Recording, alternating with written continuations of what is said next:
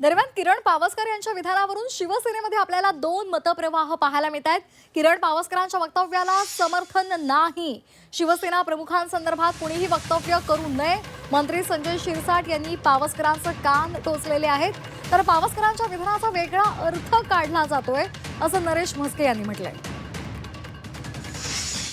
मुळामध्ये शिवसेना प्रमुखांनी जे काही वक्तव्य केलं त्याच्यावर कोणी बोलणं हे चुकीचं आहे, हे मी स्पष्टपणे सांगतो। आम्ही शिवसेना प्रमुखांच्या प्रत्येक वक्तव्याचा किंवा त्यांनी केलेले कोणतेही स्टेटमेंट असेल त्याला कधीही आम्ही क्रॉस केलेलं नाही, करणार सुद्धा नाही।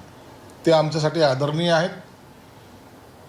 त्यांच्याबद्दलचा आमचा असलेला अभिमान, स्वाभिमान, त्याच्याबद्दलचं कोणीही कोणतंही वक्तव्य करणं, म्हणून किरण पावसकरने जरी वक्तव्य केलं असेल तर त्याला आमचं समर्थन नाही। आणि असं वक्तव्य कधीही शिवसेना प्रमुखाबद्दल स्पेशली कोणीही करू नये। किरण पावसकर यांनी जे काही विधान केलेलं आहे त्याचा अर्थ वेगळ्या पद्धतीने घेतला जातो। त्याचा अर्थ, त्याचा जो काही अर्थ होता तो उद्धवजी ठाकरे यांच्या संदर्भात होता। नाही, पण बाळासाहेबांचा रेफरन्स आहे। हे बघा, उद्धवजी ठाकरे यांच्या संदर्भात होता। रेफरन्स कुठला काय हा विषय नाही आहे, तो उद्धवजी ठाकरे यांच्या संदर्भात ते बोलले।